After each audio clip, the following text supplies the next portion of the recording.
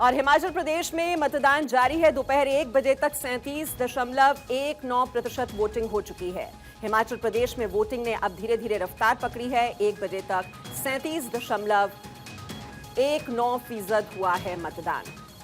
तो सुबह के वक्त थोड़े कम लोग बाहर निकलते हैं क्योंकि वहां पर ठंड है, और ऐसे में जब धूप वहां पर खिलनी शुरू होती है उसके बाद मतदाता धीरे धीरे बाहर निकलना शुरू होते हैं। तो 1 बजे तक का जो अभी आंकड़ा सामने आ रहा है वो है 37.19%। तो 1 बजे तक इतना मतदान अभी तक हो चुका है। हिमाचल प्रदेश में आज 68 सीटों के लिए वोट डाले जा रहे हैं। एक ही चरण में वहां पर यह मतदान हो रहा है। 8 दिसंबर को नतीजे आएंगे। ये आप देख रहे हैं 6 तस्वीरें इस वक्त अपने टेलीविजन स्क्रीन पर। शिमला, सोलन, हमीरपुर, बिलासपुर, डलहौजी, धर्मशाला में किस तरह से काफी उत्साह नजर आ रहा है मतदाताओं के बीच, और लंबी लंबी कतारें वहां पर लगी हुई हैं जो ग्राउंड रिपोर्ट्स हमें अपने संवाददाताओं के जरिए मिल रही हैं। और आप देख रहे हैं केंद्रीय मंत्री अनुराग ठाकुर, बीजेपी के अध्यक्ष जेपी नड्डा, जो दोनों का ही गृह राज्य है, वहां पर पहुंचे मतदान करने के लिए। वहीं हिमाचल प्रदेश के मुख्यमंत्री जयराम ठाकुर और कांग्रेस के पूर्व नेता आनंद शर्मा को आप देख रहे हैं, वो भी पहुंचे वहां पर अपना वोट डालने के लिए। तो धीरे धीरे अब रफ्तार वहां पर पकड़ रही है वोटिंग। और आप देख रहे हैं ये सियासी जंग हिमाचल प्रदेश, गुजरात में भी चुनाव होने वाले हैं 1 और 5 दिसंबर को, और पहले हिमाचल प्रदेश में आज ये वोटिंग हो रही है।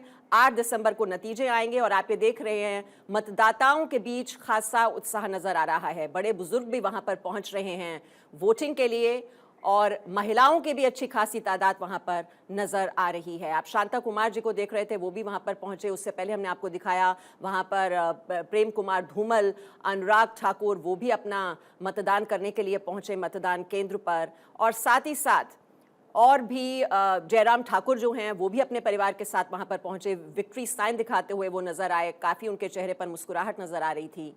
और आप ये देख रहे हैं किस तरह से अब धीरे धीरे मतदान जो है हिमाचल प्रदेश में वो अब रफ्तार पकड़ रही है। वैसे अगर हम आपको पिछला आंकड़ा याद दिला दें तो पिछली बार जो मतदान है वो बहुत ज्यादा हुआ था। लगभग 75% वोटर टर्नआउट रहा था पिछले चुनाव में।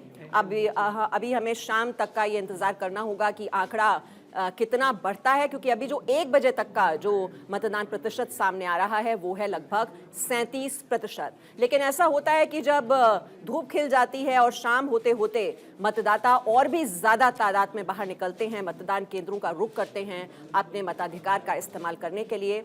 और जो दर्शक हमारे साथ जुड़े हुए हैं, अगर आप हिमाचल प्रदेश में रहते हैं तो जरूर अपने मताधिकार का इस्तेमाल कीजिए, क्योंकि लोकतंत्र की जो मजबूती है उसका प्रतीक है ये आपका वोट, जिसकी बहुत ज्यादा ताकत होती है। तो आप देख रहे हैं ये वोटिंग बूथ पर लंबी लंबी कतारें लगी हुई हैं जो अभी इंतजार कर रहे हैं अपनी बारी आने का। और महिलाओं के बारे में भी कहा जाता है हिमाचल प्रदेश में कि जो महिलाएं हैं वो अच्छी खासी तादाद में पिछले चुनावों में भी नजर आई थी।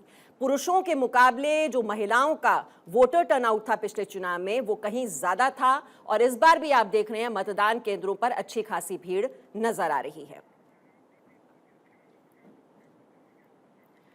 और इस वक्त हमारे साथ कई मेहमान भी जुड़ चुके हैं चर्चा करने के लिए। हमारे साथ बीजेपी के प्रवक्ता धनंजय गिरी हैं, कांग्रेस की प्रवक्ता पूजा त्रिपाठी हमारे साथ जुड़ी हुई हैं, आम आदमी पार्टी के प्रवक्ता बलदेव राज हमारे साथ हैं, यहाँ पर हमारे साथ वरिष्ठ पत्रकार अकुश श्रीवास्तव जी जुड़े हुए हैं, और हर्षवर्धन त्रिपाठी जी भी कुछ देर में हमारे साथ जुड़ जाएंगे। तो शुरुआत मैं कर रही हूँ धनंजय गिरी जी आपसे। लगातार कहा जा रहा है कि रिवाज बदलेगा या फिर राज बदलेगा, ये इतना विश्वास कहां से आ रहा है जो बार बार कहा जा रहा है कि नहीं इस बार तो परंपरा टूटेगी? किस आधार पर टूटेगी? देखिए, भाजपा के जो भगीरथ है नरेंद्र मोदी जी, उन्होंने जो विकास की गंगा बहाई है और जो विश्वास की सागर में जो प्रदेश गोते लगा रहा है, और कोरोना काल के बाद जिस तरह से सजा संवारा गया और जिस ढंग से आम आदमी, गांव गरीब किसान, गांव और गरीब किसान उनके लिए कोई किताबी बातें नहीं है। गरीब उनके लिए, गरीबी उनके लिए भोगा हुआ यथार्थ है। गरीबी की पीड़ा, गरीबों के दुख दर्द कुछ तरह से प्रधानमंत्री नरेंद्र मोदी महसूसते हैं, समझते हैं, और जिस तरह से एक एक व्यक्ति की चिंता करते हैं हर चीजों से हट करके, वो ये नहीं देखते। इसलिए उन्होंने एक महामंत्र दिया है जो पार्टी कार्यकर्ता जिस सूत्र को लेकर चल रहे हैं, सबके लिए सोचना। और कोई भी प्रदेश, जैसे पूर्ववर्ती सरकारें जो थी उनके लिए एक वो छोटा प्रदेश था, तो नेग्लेक्ट प्रदेश था। आपको ध्यान में होगा कि जहां 15 घर बने 3 साल की कांग्रेस की सरकार में, तो 14 में हमारी सरकार आई, 14-17 तक में, वहां हम नरेंद्र मोदी जी की सरकार से आने के बाद जो प्रदेश में 17 में हमारी सरकार आई, तो 8,000 घरों का निर्माण हुआ, 7,000 घरों के निर्माण की प्रक्रिया चल रही है। तो ये लोगों को तय करना है कि लोकोन्मुखी सरकार चाहिए, विकासोन्मुखी सरकार चाहिए, या वंशवाद और राजसत्ता की सरकार चाहिए। तो लोग आजकल समझदार हैं और वो जी, डबल इंजन की सरकार को धनंजय प्रेफर गिरि जी, कर आप रहे हैं, कह रहे हैं क्योंकि कि लोगों सभी को के बारे पता में है। आपकी सरकार ने सोचा है, तो क्या आपकी लिस्ट में जो सेब उत्पादक हैं, सरकारी कर्मचारी हैं, क्या आपकी लिस्ट में शामिल नहीं है? बिल्कुल सारे लोग हैं और सबके लिए चिंता की जा रही है, और जो संभव है सबके लिए किया जाएगा, और आगे बढ़ करके दोबारा हमारी सरकार आएगी तो आगे बढ़ करके किया जाएगा, जी, इसीलिए क्योंकि आपने लोगों को जीएसटी पता है 12% से बढ़ाकर 18% कर दिया सेब उत्पादकों के लिए। और सरकारी कर्मचारी जो लगातार मांग उठा रहे हैं कि ओल्ड पेंशन स्कीम लागू होनी चाहिए, वो आप लागू करने के लिए तैयार नहीं है, लेकिन यही भरोसा कांग्रेस पार्टी की ओर से दिया जा रहा है सरकारी कर्मचारियों को। देखिए ऐसा है कि आप जो भी वादा करें, लोग कांग्रेस पार्टी या अन्य पार्टी, एक तो खैर फर्जीवाल पार्टी की बात ही छोड़ दीजिए, वो लोग कहीं है भी नहीं, लेकिन प्रदेश की जनता जानती है कि सिंगल इंजन की सरकार में नौकरशाही की गिरफ्त में सरकार चलती है, अदला बदली की सोच बाबुओं को बेपरवाह बना देती है। इसीलिए लोग, हिमाचल की जनता और हिमाचल के व्यवसायी हो चाहे सरकारी कर्मचारी हो, वो जानते हैं कि डबल इंजन की सरकार में उनका जो बेहतर से बेहतरीन उनके लिए हो सकता है, वो सरकार बिल्कुल करेगी। जो संभव होगा उससे आगे बढ़ करके किया जाएगा, और सबका ख्याल रखा जाएगा, और सब जो भी चीजें हैं, जो भी लैकिंग है, जो भी डिमांड्स हैं, उनकी पूर्ति के लिए सरकार कटिबद्ध है। एक एक व्यक्ति का, एक एक चीजों को ठीक करने के लिए, सतत विकास करने के लिए सतत प्रयास करने वाली सरकार है। और जी, नित आप देख लीजिए, कांग्रेस की सरकारें रहती थी, लगातार बड़े बड़े घोटाले होते थे। आप देखिए हमारी सरकार में या हिमाचल के 5 साल की सरकार में एक दाग नहीं लगा, एक आरोप नहीं लगा, किसी तरह की कोई बात उठ के नहीं आई। तो लोगों को सारा कुछ दिखता है, सब कुछ समझ में आता है कि भाई किसके सरकार के साथ रहना उनके ठीक लिए है। मुफीद है, उनके लिए अच्छा है, उनके लिए वाजिब है। ठीक है, पूजा त्रिपाठी जी, ऐसे तमाम मुद्दे आप अलग अलग राज्यों में उठाते रहे हैं, चाहे वो बेरोजगारी की बात हो, महंगाई का मुद्दा है, यहाँ पर ओल्ड पेंशन स्कीम का मुद्दा काफी जोर शोर से कांग्रेस पार्टी की ओर से उठाया जा रहा है। ये तमाम मुद्दे जरूर हैं, लेकिन क्या वजह है कि कांग्रेस पार्टी इन मुद्दों को अपने पक्ष में कभी भुना नहीं पाती? पार्टी राजस्थान और छत्तीसगढ़ में सरकार में है, और हिमाचल में भी रिवाज बदलेगा, राज बदलेगा। हम 60 और 8 की फिगर्स के साथ वापस आएंगे। और आज जनता पूरी तरीके से त्रस्त है। मैंने आपको बेरोजगारी का आंकड़ा दिया, जो कि भयावह आंकड़ा है। आज महंगाई है, 410 का सिलेंडर 1150 में मिल रहा है, 100 रुपए तक पेट्रोल पहुंच गया है, सेब पर 18% जीएसटी है। तो ना लोगों की रोजगार है, ना लोगों के पास, ना लोगों का किचन चल पा रहा है। महिलाएं, युवा, पुरुष, बूढ़े, हर कोई परेशान है। तो मुझे लगता है कि लोग कांग्रेस को वोट करेंगे, और कांग्रेस इन मुद्दों को इस इलेक्शंस में भुनाएगी। और जहां तक अभी मेरे फेलो पैनलिस्ट भ्रष्टाचार की बात कर रहे थे, मैं उन्हें याद दिलाना चाहूंगी कि हिमाचल के ही भाजपा अध्यक्ष बिंदल जी पीपी किट घोटाले में रिजाइन किए थे। सैनिटाइजर घोटाला यहाँ हो चुका है। तमाम बड़े नेताओं की दिव्या कॉन्ट्रैक्ट वाले घोटाले में है, अवैध खनन का मामला है, महंगी बिजली है। तो जब ये कहते हैं कि बेरोजगारी नहीं है, तो ये बहुत हास्यास्पद है मेरे लिए सुनना, क्योंकि इनके खुद के प्रदेश अध्यक्ष पीपी घोटाले में रिजाइन कर चुके हैं। चलिए, बलदेव राज जी भी हमारे साथ है। पहले मैं सबसे एक एक कमेंट ले लेती हूँ और फिर चर्चा को हम उसी तरह से आगे बढ़ाते चले जाएंगे। बलदेव राज जी, आप कहाँ खड़े हैं? फाइट तो बीजेपी और कांग्रेस के बीच हो रही है, आप तो कहीं नजर ही नहीं आ रहे हिमाचल प्रदेश में। देखिए, बिल्कुल बिल्कुल, जनता ही डिसाइड करती है फाइट कहाँ है। तो बड़े बदलाव की तरफ और आश्चर्यजनक परिणाम, जो मैं पहले भी कह चुका हूँ कि आज लोकतंत्र का पर्व है, और हिमाचल की जनता जो लगभग 71 में पूर्ण राज्य का दर्जा दिया गया, तो 51 ईयर्स दोनों सरकारों को मिले थे।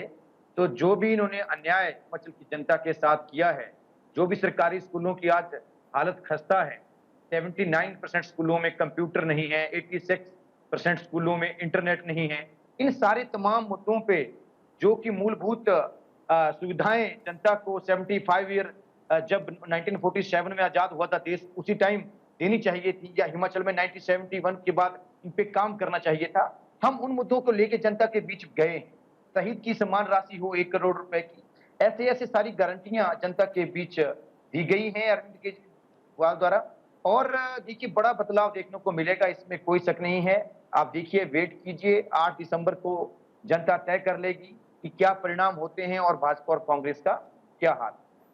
चलिए, अंकुश श्रीवास्तव जी, हम देख रहे हैं कांग्रेस पार्टी जो है वो बेरोजगारी का मुद्दा उठा रही है, ओल्ड पेंशन स्कीम को उठा रही है, महंगाई का मुद्दा है। कौन सा मुद्दा है जो दरअसल वहां के जो वोटर हैं इसको लेकर अगर परेशान हैं, तो जो कहते हैं कि वहां पर ये परंपरा रही है 5 साल एक पार्टी, 5 साल फिर दूसरी पार्टी को मौका देती है, तो इस बार क्या आधार आपको नजर आ रहा है कि वोटर निकलेगा जिस बिना पर वो वोट करेगा? देखिए, जहाँ तक आधार की बात है, मैं खुद हिमाचल में रहा हूँ, अभी वहाँ पर सब जगह घूम घाम करके आया हूँ मैं। तो इस समय अगर आप सरकार के खिलाफ मुद्दों की बात करें तो एक मुद्दा है ओपीएस का, जो जिसको थोड़ा सा गर्म है वहाँ पर। हिमाचल में ज़्यादातर ये माना जाता है कि हर घर से एक आदमी सरकारी कर्मचारी होता है और वो कहीं ना कहीं थोड़ा बहुत इफ़ेक्टिव होता है। ये बात दूसरी है कि परसेप्शन में इफ़ेक्ट ज़्यादा है, उसका असर ज़्यादा है, ना कि वास्तविक रूप में, क्योंकि अब 2004 के बाद के एम्प्लॉइज़ अपने आप में बहुत कम रह गए, तो इसलिए उसका उतना बड़ा असर नहीं है। लेकिन फिर भी मैंने जैसे कहा कि परसेप्शन में है, और ये परसेप्शन का मामला बड़ा अजीबोगरीब है। वहाँ पर कॉमन सिविल कोड की बात हुई, उस राज्य में कॉमन सिविल कोड की बात हो रही है जहाँ सिर्फ उनकी जनसंख्या जो है 2 लाख है, तो मुस्लिम मतदाताओं का क्या उससे फ़र्क पड़ेगा। लेकिन क्योंकि ये परसेप्शन नेशनली बन रहा है और हिमाचल में हो चुका, उत्तराखंड में हो चुका है, गुजरात में हो चुका है और बनाया जा रहा है पूरे के देश में, साहब ये हो रहा है, तो ये परसेप्शन के खेल हैं। मुद्दे की बात ये है। लेकिन एक बात जो सबसे महत्वपूर्ण है, जिसको बहुत कम लोग रेखांकित कर रहे हैं, सरकार बदलने के लिए सबसे बड़ी आवश्यकता होती है कि उसके खिलाफ लहर हो। ये ठीक है कि हिमाचल में एक बार कांग्रेस की, एक बार बीजेपी की, और ज़्यादातर वहाँ पर उच्च वर्ग के लोग रहते, उच्च वर्ग मतलब जो अदर देन ओबीसी और ऊपर वाले वर्ग के लोग रहते हैं, स्वर्णों की ज़्यादा प्रभुत्व है वहाँ पर। तो वहाँ सरकार एक बार बीजेपी, एक बार कांग्रेस की बनती रही, पिछली बार को अगर आप छोड़ दें। लेकिन इस बार ऐसा है कि ये ठीक है कि जयराम ठाकुर बहुत लोकप्रिय नहीं है, लेकिन उनके खिलाफ कोई वो भी लहर भी नहीं चल रही, उनके शासन के खिलाफ कोई लहर नहीं चल रही। इसलिए उम्मीदें बीजेपी के लिए हैं। लेकिन जो सबसे बड़ा मामला होगा वो ये होगा कि जो मतों का अंतर है वो बहुत बड़ा खेल करेगा, और साथ में महिलाओं को लेकर के जो बड़ी बात है, महिलाओं को रिझाने की बीजेपी ने बहुत कोशिश की है। ऐसा कभी नहीं सुनने को मिला है कि 25,000 रुपये प्रेग्नेंट महिलाओं को दिए जाएंगे, बच्चियों को साइकिल दी जाएगी, कॉलेज की लड़कियों को स्कूटी दी जाएगी। बाकायदा उन्होंने एक अपना पत्र जो है, घोषणा पत्र महिलाओं पर केंद्रित कर रखा है, जो बहुत महत्वपूर्ण है। और क्योंकि पिछली बार भी 12 और 17 दोनों में 7% महिलाओं ने ज़्यादा वोट किया था, तो 7% बहुत बड़ा मार्जिन है, और खासतौर से छोटे राज्य में जहां सिर्फ 68 सीटें हैं। जी, ये बहुत इंपॉर्टेंट पॉइंट आपने महिलाओं की जो बात की। धनंजय गिरी जी, ये महिलाओं को रिझाने की पूरी कोशिश कि अगर होगी, लड़कियों की शादी होगी तो 51,000 दिए जाएंगे, लड़कियों को स्कूल जाने के लिए साइकिल दी जाएगी, स्कूटी दी जाएगी कॉलेज जाने वाली छात्राओं को। तो वो आपका जो तबका है, जो वोटर बैंक है आपका, महिलाओं की आबादी, उसको कैसे रिझाना है, उस पर पूरी तरह से आपने फोकस लगा दिया इस पर। नहीं, देखिए ऐसा है ना, जब बात ही कही गई, मैंने पहले भी कहा, जब कहा कि सबका साथ, तो जो विकास की रेप्स में पीछे है उसको बराबर लाना, बच्चियों को आगे लाना, उनको प्रोत्साहित करना, उनको आगे करना, अपलिफ्ट करना, इसमें क्या कोई बुराई है? सबका साथ, सबका विकास, सबका विश्वास और सबका प्रयास के मूल महामंत्र में इसको ये सकून रूप तभी न लेगा जब कोई भी पीछे ना छूटे, जब सबको समान अधिकार मिले, सबको अवसर मिले, जो पीछे रह गया उसको अवसर देकर के आगे लाया जाए, उसकी सुविधाएं बढ़ाई जाए, उसको और स्ट्रेंथन किया जाए, आगे लाया जाए, जिस तरह से हो सके पढ़ने लिखने की सुविधा दी जाए, शिक्षा में बढ़ोतरी की जाए, उनकी सुविधाओं में बढ़ोतरी की जाए, उनको इस तरह से किया जाए कि वो स्ट्रेंथन महसूस करें अपने आप को। गिरिजी, जब आप महिलाओं के एम्पावरमेंट की बात करते हैं, टिकटें आपने कितनी महिलाओं को दी हैं?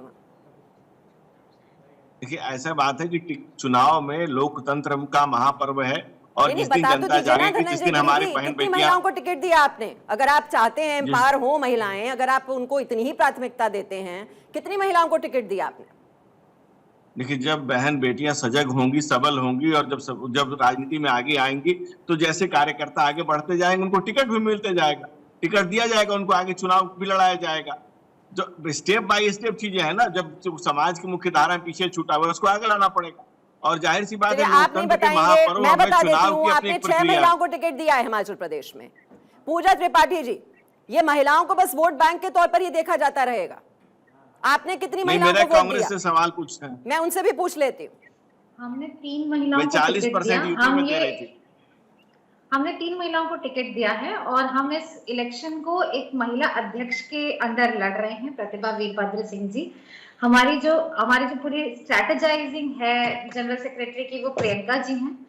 तो ये बात अगर महिला राजनीतिक सशक्तिकरण की बात आती है, तो मुझे लगता है कि हम इसमें बीजेपी से बहुत आगे हैं। और ये जो पूरी बेटी बचाओ और बेटी पढ़ाओ का है, ये सिर्फ एक जुमला मात्र है। देश में इतने अपराध बढ़ रहे हैं और जब इन्हें दिखता है कि महिलाएं वोट के ट्रेंड को इन्फ्लुएंस कर रही हैं, वोट को आउट नंबर कर रही हैं मर्दों को, और महिलाएं डिसीजन मेकर बन रही हैं, तो इन्होंने महिलाओं को रिझाने के लिए पूरा का पूरा एक अलग शक्ति वो कर दिया है, जिसमें से जो मुझे नहीं लगता कि महिलाएं लेकिन पूजा त्रिपाठी जी, ये तो कांग्रेस पार्टी भी करती है ना बड़े बड़े वादे कि महिलाओं को 1500 रुपए दे देंगे। ये सब तो आपके में घोषणा पत्र में भी शामिल होता है। वही वादे करती है जो वो पूरे करती है। आज हाँ 2017 में प्रधानमंत्री जी ये वादा करके गए थे कि 5000 करोड़ की इकोनॉमी 10,000 की कर देंगे, सेब का जूस कोल्ड ड्रिंक में बनेगा, आलू ड्रोन से उठेंगे। ये सब कुछ नहीं हो रहा है। 69 हाईवे का कुछ पता नहीं है। तो मैं कह रही हूँ कि कांग्रेस वही वादे करती है जो वो पूरा करती है। अंकुश श्रीवास्तव, ये महिलाओं को ये सिर्फ वोट बैंक के तौर पर ही देखा जाता है इस देश में? तय बात है, ये दुर्भाग्यपूर्ण स्थिति है कि महिलाओं को ज़्यादातर वोट बैंक के तौर पर देखा जाता है। पिछले कई वर्षों से हम लोग सुन रहे हैं कि संसद में 33% महिलाओं को टिकट दिए जाएंगे। कहाँ दिए जा रहे हैं? और उसके लिए तो बाकायदा लड़ाई हो गई थी कि साहब आप किस हद पे देंगे, नीचे कितने % दिया जाएगा, और तमाम नियम कानूनों के बावजूद वो नहीं हो पा रहा। और जहाँ हो पा रहा है वहाँ तो और दयनीय स्थिति है। वहाँ पर आप ये देखिए कि अगर कॉरपोरेटर के स्थिति पे होता तो पता लगता है कॉरपोरेटर पति काम करता है, वो वही कहलाता है। ब्लॉक प्रमुख होता तो ब्लॉक प्रमुख पति कहलाता है, वो नहीं काम करते हैं। तो ये उनको दबाए रखने की ज़्यादा बड़ी साजिश हो रही है, होती रही है, और इसको तोड़ने के लिए महिलाओं को खुद आगे आना होगा, खुद अपनी पार्टी में दबाव डालना होगा, खुद सरकारों पर दबाव डालना होगा, तभी वो तस्वीर बदलने वाली है। नहीं तो हम सब लोग सिर्फ रुदन करते रहेंगे और इसके आगे बहुत सी उम्मीद मैं नहीं करता हूँ। जी बलदेव राज जी, शुरुआत में जरूर नजर आ रहा था कि आम आदमी पार्टी की ओर से अरविंद केजरीवाल वहां जाने की कोशिश कर रहे थे, कुछ जनाधार बढ़ाने की, अपने संगठन को वहां पर बढ़ाने की कोशिश करते हुए नजर आए। लेकिन उसके बाद कोई चुनावी रैलियां नहीं। आपको लगा कि यहां तो हथियार डाल ही दो पहले ही, क्योंकि यहां पर तो कोई स्पेस नजर नहीं आ रही, तो फिर चलते हैं गुजरात। ये हिमाचल से ज्यादा बड़ा विधानसभा क्षेत्र है गुजरात, और रही चुनावी रणनीतियां, वो हर पार्टी की चुनावी रणनीतियां अपने अपने तरीके से होती हैं। बाकी आम आदमी पार्टी की माननीय श्री अरविंद केजरीवाल जी की गारंटियां घर घर पहुंचा दी गई, और माननीय श्री अरविंद केजरीवाल ने अभी रोड शो भी किया है सोलन में। संजय सिंह जी अभी आए थे, गगन मान जी आए थे, मनीष सिसोदिया जी आए थे। बट हाँ, ऑब्वियसली मैं जो बात कह रहा हूँ कि हिमाचल प्रदेश का जो सिनारियो है और गुजरात का सिनारियो है, दोनों अलग अलग हैं, और विधानसभा जो कॉन्स्टिट्यूएंसियां वो भी ज्यादा है। तो ऑब्वियसली जो ठीक है बलदेव जी, माफी के साथ मैं आपको रोक रही हूँ, और आपका जो फ्री वाला मॉडल है उस पर भी जरूर चर्चा करेंगे, लेकिन